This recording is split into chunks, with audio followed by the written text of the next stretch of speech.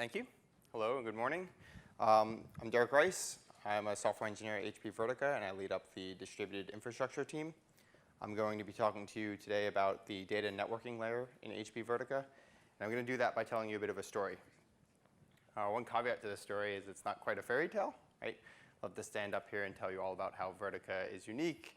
And problems like these have never been solved before, and all of our solutions are groundbreaking, but not every piece of every software can be that, right? So this is a reality. This makes this a true story, which I think makes it more interesting.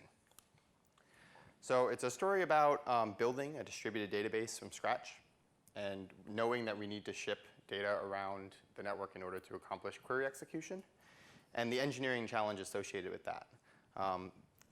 The aspects of efficiency, reliability, and simplicity overall to get the job done. It's a progression of techniques, and they get more sophisticated over time, as you might imagine. So before we get into the story, some quick setting, do some introduction of Vertica. A lot of information on this slide, but the gist of it is that Vertica is a SQL database, just like Oracle, PostgreSQL, MySQL. Unlike those, it's fundamentally distributed from the beginning. It doesn't have distributed computing bolted on top or on the side. Unlike some of the other distributed data stores, Vertica prefers consistency over availability. And its primary value is as an execution engine, particularly for analytics. And we do explicit data management, which makes it different than Hadoop and HDFS. Originally started as CStore, research out of MIT by Mike Stonebreaker. And if you're looking for some background on the technical history of Vertica, those are 2 VLDB papers that would be a good place to start.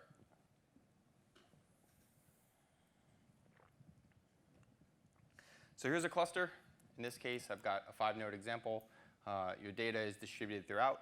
So one of the purposes of using a distributed database is you're assuming that your data is of a scale that doesn't fit on one piece of hardware, or putting it on one piece of hardware would be prohibitively expensive. So you want to distribute it across multiple nodes. No one node has the entirety of your data set. Your user can connect to any of these nodes. There's no head node or special nodes in Vertica. They're all equivalent. For the purposes of that user's session, we call that node the initiator. The data network connects these nodes for query execution. What flows over the data network is only data rows. So our control network is separate. Our distributed agreement and all of that works very differently than what I'm going to show you here. And in order to see where we would use this, we have to go look at one of those query plans that Magnus was talking about. So here I'm showing a simple, very simple query plan. Your nodes in this graph are operators. They consume and produce row data, and your arrows are data streams, pipelines. So in this case, you've got tables A and B on the bottom, flowing up into the join operator, produces the join rows that flow out to your output. One thing you'll notice is lacking from this is it's not showing anything about data transfer over a network or distributed computing. We can add those annotations with these send-receive pairs. So it's another operator in our query plans. When rows flow into a send-receive pair, they're routed across the network destined for some other node and re-enter the execution engine on the far side.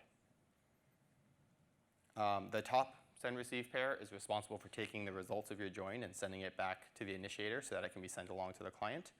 And so as a result, that's all to 1. And the bottom send-receive pair takes care of reshuffling data such that the join can proceed. And I'm going to show an example of this in a moment. But you should generally assume that it's not always the case that you have your data aligned or managed across your cluster such that you can do the join. Sometimes you have to do a reshuffle. So here's an example. My goal is to join these 2 tables. One on the left joins with one on the right. And the data on the right is going to just flow up into the join. Data on the left is going to flow up into the send-receive pair. And at this point, it's routed to the appropriate place. So I've color-coded this for ease of following along. And then the join takes place, and you've got these larger tuples that are the 2 tables joined together. And then they're, of course, going to flow across the data network to the initiator and back to the client. So that's our setting, and we're going to start our journey, right? So in the beginning, our first challenge is to build a very basic data network that get us to accomplish query execution. So requirements there are ordered, reliable delivery. These data pipelines, you put data in one side, you expect it to come out the other side in the same order and without missing pieces. congestion control. We're operating on a network that is not necessarily dedicated to Vertica, so we need to make sure we're not taking it down or blocking out other users, and generally congestion control means more throughput. We need to be compatible with the platform environment, right? So these are software-only solution as well. Can't have any special hardware or use anything that's going to be unfamiliar to our customers in the environment. And ease of implementation. And this is going to come up repeatedly throughout. Basically 2 credentials. It can't take all year because we probably won't survive that long. And don't lay any traps. It has to be maintainable. And so our solution here to battle our enemy is TCP, right? And it's pretty straightforward, simple solution. If you need to get data from A to B, you open up a socket, throw your bytes down it, pop out the other side in the order you want. We're using all of the congestion control, reliable delivery, and order delivery that TCP provides. It's ubiquitous. There's no extra requirements. Everyone knows what TCP is and how it works. And that also makes it maintainable. So this works and solves the problem for a good long time for Vertica. For 5 years, we plug along, improving the product, getting noticed and acquired by Hewlett-Packard, which has the resulting uptick in adoption.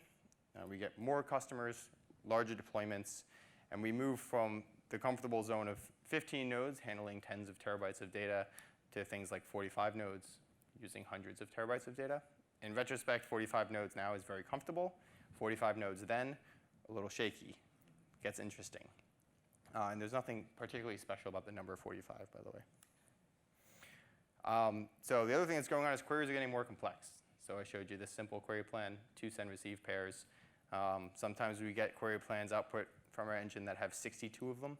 So you've seen there is a query plan really zoomed out, and I've highlighted the send-receive pairs in that.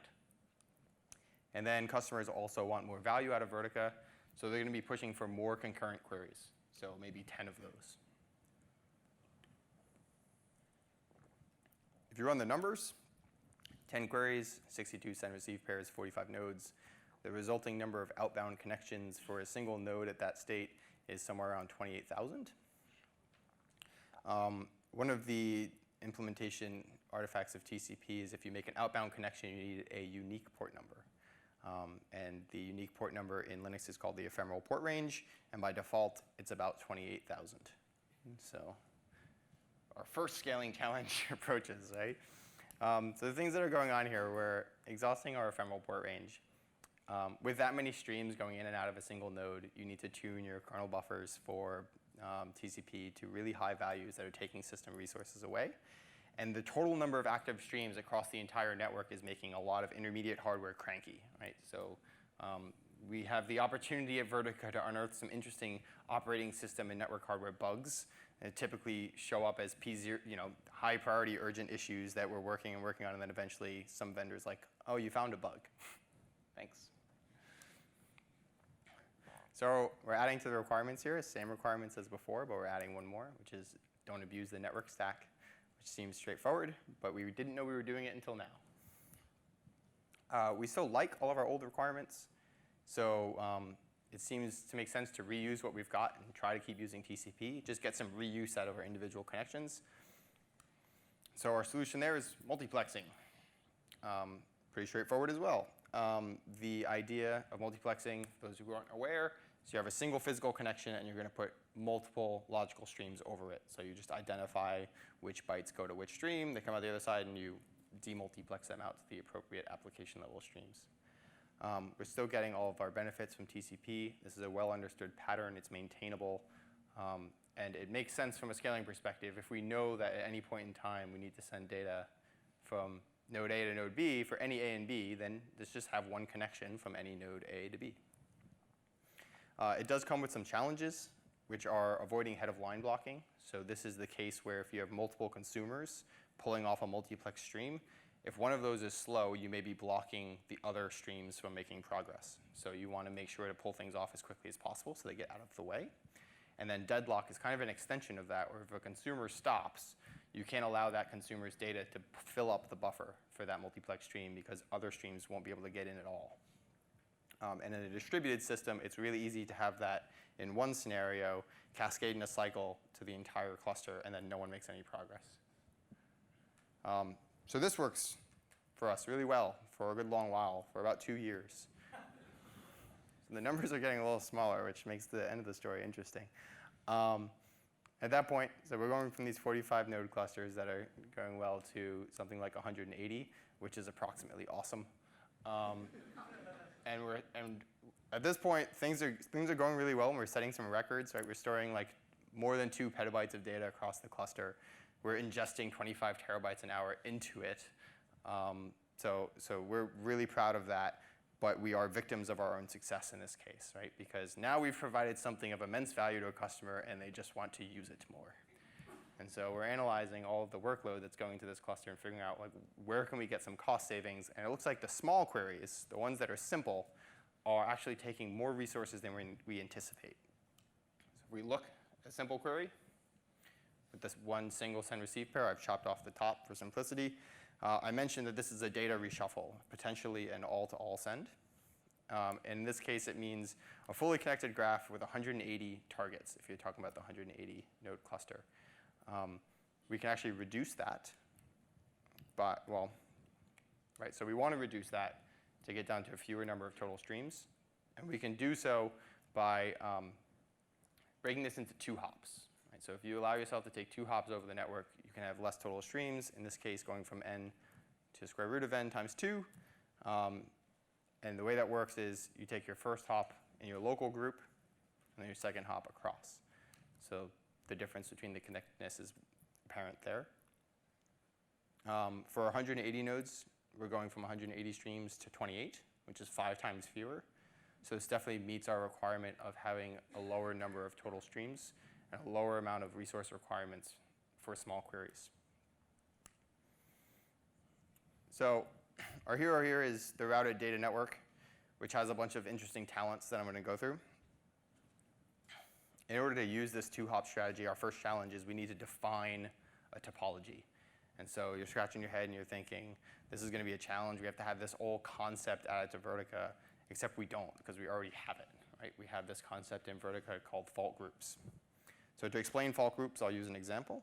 If you've got a large cluster, and let's say large for this example is actually going to be small, that's 3 racks of 8 machines each. So in your data center, you've got 8 machines in one rack, another rack with another 8, one more rack with another 8. They have correlated failure in that if someone pulls the power on a rack or just topples the whole thing over, you're losing all 8 of those machines. It would be, I mean, that's a bad event, but it would be even worse if your database went down because of it. Right?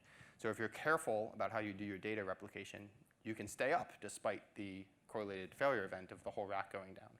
So fault groups are a mechanism within Vertica where you can express these correlated failures, whether it's shared storage, shared power, shared networking, to Vertica, and it will manage replicas to avoid depending on that. So we're going to reuse fault groups for the routing topology, which is convenient because it also happens to correspond to the network topology. Right? So a rack typically has an in-rack switch. To go between racks, you need to use an interconnect. With Vertica, the interconnect is usually a throughput bottleneck for us. And it turns out that if you have fewer total connections going over an interconnect, you get slightly better performance and throughput. The other interesting aspect of this choice is that we're not abstracting away this 2-hop process, right? So you can imagine we use some low-level networking solution that handles this for us and hides all these things, but we've actually shown it in the query plan, right? So there's an advantage to that. We can put additional operators between those send and receives. So you can do additional compression and aggregation, and you can get better encoding as well. So encoding is one of Vertica's strengths. As an end result, our large queries are actually faster rather than slower. We expected there to be a bit of a cost. None. And this is kind of our working solution right now, but the story doesn't end. We don't have illusions that this is going to be the end.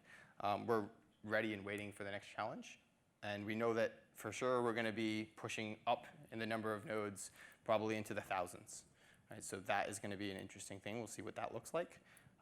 We also are concerned that maybe the idea of connectedness is an invalid assumption and we need to drop TCP for something less connected. Or that we need to do more broadcasting, right? So maybe we come up with new query plans where broadcasting would be a really nice feature, and so we need to find a way to add that to our data network. So we're unsure about when that happens, but we're really excited. And so what's the point of this whole thing, right? So it's about working with scale and finding the right approach. There are no permanent solutions in scalability. There's only good ones until you have more information.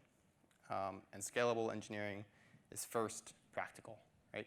So anything interesting, a lot of the things you're going to see today are going to be very interesting, are going to evolve out of necessity. We already saw that with one of our previous talks. Otherwise, you're just over-engineering things from the get-go. So every talk today will have a story like this that you might not hear. And sometimes good solutions look ridiculous in hindsight. The standard TCP implementation would not work for pretty much anyone in this room if they've got an interesting distributed software product. But it got us through 5 years. We focused on other parts of the product and grew. And any success we've got now is because of that. At Vertica, we have a saying, good now, better later, which was once challenged. Someone said, shouldn't it be good now, perfect later? To which the response was, it's good for now. We'll make it better later. So thank you so much for your time. And I've got a handful of minutes left, about 3 minutes. So I'm happy to take some questions. One other plug. We have free community edition. You can use up to 3 nodes and a terabyte of data. So, and it's full feature set. So you should go nuts and play with it and see what you can hack up.